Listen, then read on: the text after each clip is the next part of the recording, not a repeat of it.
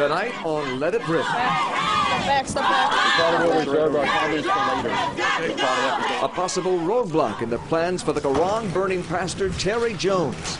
A jury will now decide if he gets a permit to protest in front of a Dearborn mosque. Our demonstration there is very peaceful. We have no intentions on doing anything that is provocative. Permit or not, Jones says he will protest anyway and draws this controversial comparison. We have to remember that Martin Luther King Jr., as he desired to do protest, was turned down many times for a permit, but went ahead and did protest anyway based upon the First Amendment. Time to let it rip. On the panel tonight, the most controversial man in America, maybe the world. He supervised the burning of the Quran at his Florida church. Now he is here to protest against what he calls radical Islam, the Reverend Terry Jones. Next to him, a scholar, teacher, a man whose family was imprisoned by Saddam Hussein, but who preaches love and freedom, the spiritual leader of the Islamic Center of America, Imam Hassan al-Qazwini. And there's the Reverend Ed Rowe, pastor of Central United Methodist Church in Detroit, a man who has spent decades trying to build bridges between people of all faiths. And to sort out the legal issues involved in this dispute, the high priest of the court, Attorney Charlie Langton. We thank you all for being here. And Reverend Jones, we have to start with you because, frankly, you have ignited a firestorm. You have insulted millions of people around the world and here in Metro Detroit. What are you trying to do and why here? Yeah, we are going to continue to try to raise awareness around America, around the world. As you might be aware of, I spent 30 years as a missionary in Europe. During that time, I saw the growth of radical Islam. What we are trying to do is raise an awareness of jihad, of Sharia. We are trying to raise that awareness here in America. As we have said many times, we have come here to Dearborn in the spirit of peace. We are not demonstrating against the rights of Muslims. We are not demonstrating against the mosque there. We are not demonstrating against the Quran. The Muslims in this country, if they have come here legally, if they have been born here, if they have converted to Islam, then they are, of course, welcome here. The only thing that we ask is that they honor and obey and submit to the Constitution of the United States. If they are willing to do that, then our message to them is one of welcome.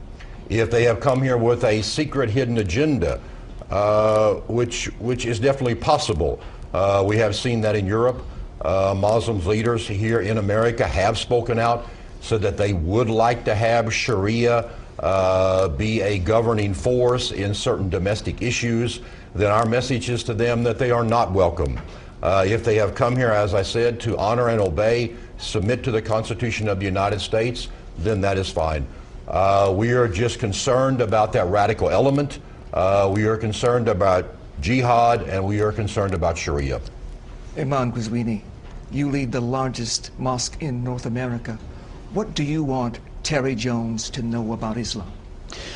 Well, first of all, I would like to ask Pastor Terry Jones to define for us what does he mean when he speaks about the Sharia.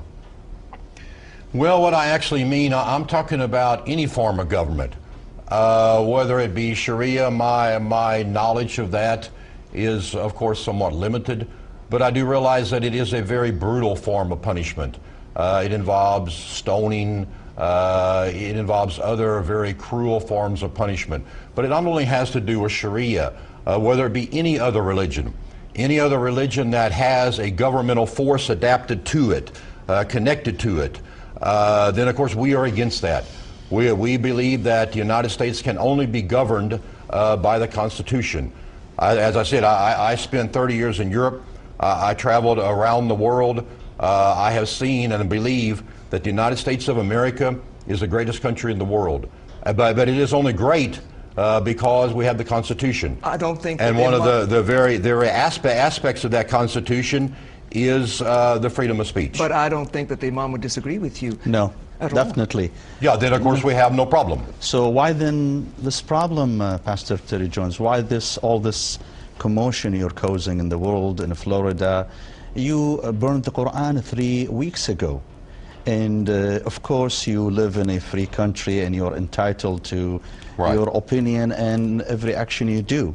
But for someone who calls himself a pastor, someone who speaks in the name of Jesus, Jesus was a great messenger who asked his followers to embrace others, to love his enemies.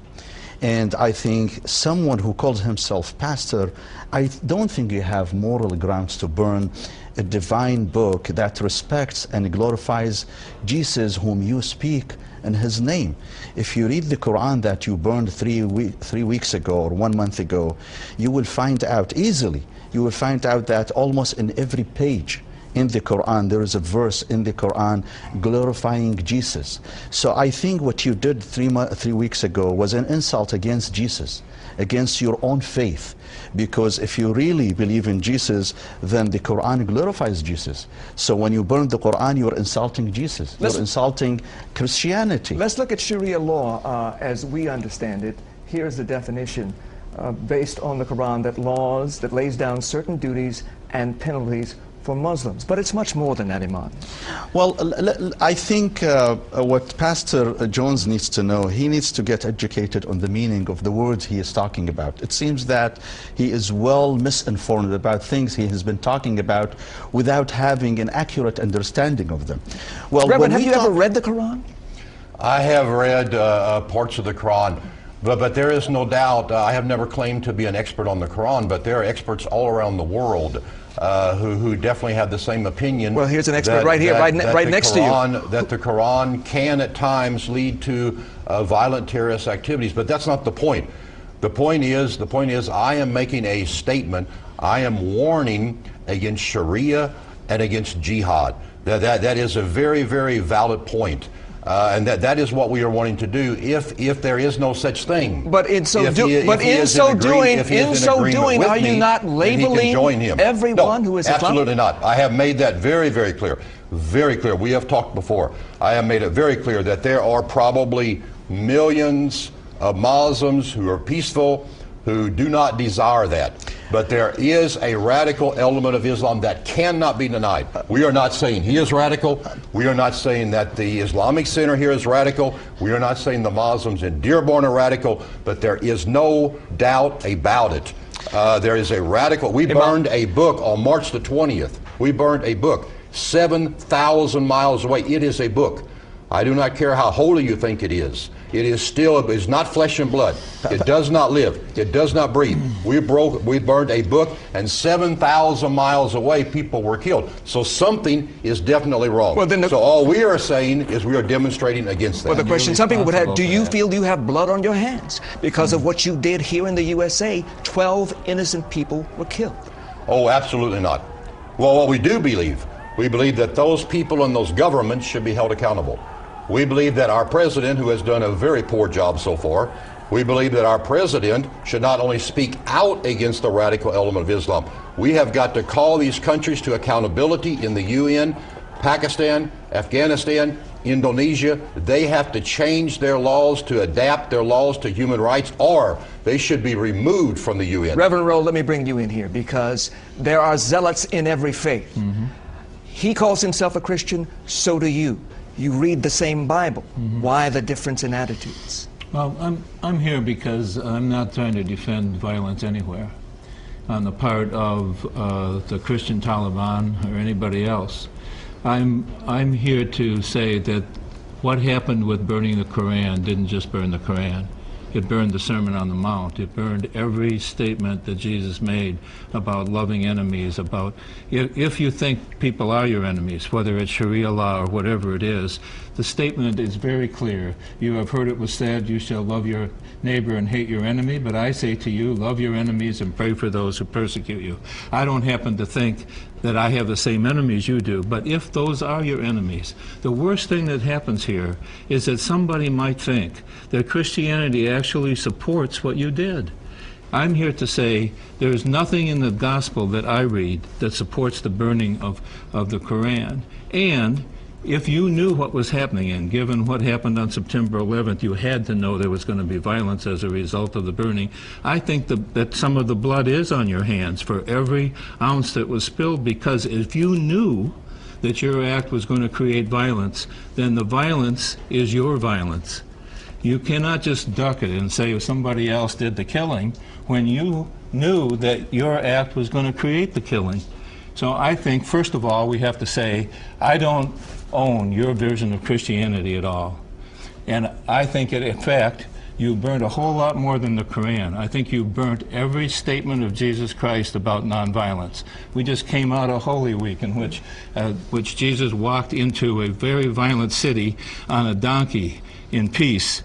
And the peaceful Jesus that I know would never have done what you did.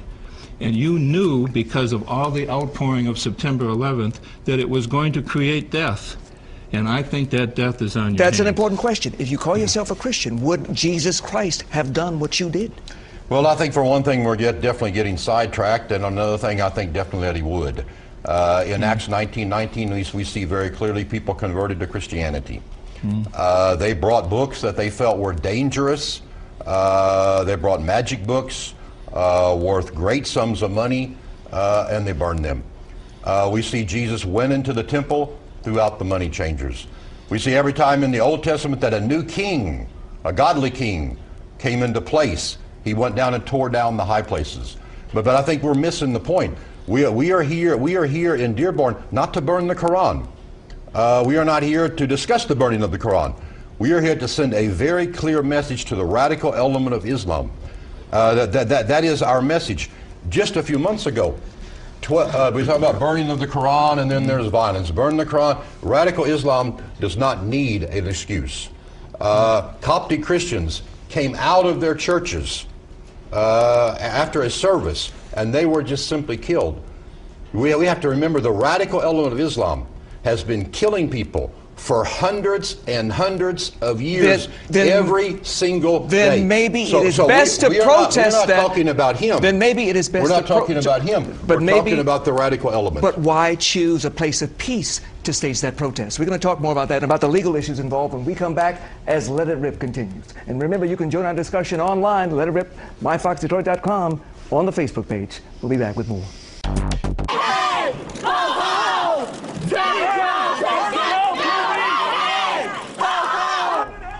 Angry protesters chanting that Pastor Terry Jones should go back to Florida and not go through with his planned demonstration tomorrow in Dearborn. But those protesters will not decide the issue. A judge and a 6-member jury will decide. But, Charlie, I've never heard of anybody being put on trial for something they haven't done yet. You know, Hugh, I really haven't either. This is kind of an unusual situation. The prosecutor and I think the judge is very concerned that the message that Reverend Jones will send will cause a riot. And so what the judge is doing is he's setting up this trial. And I guess the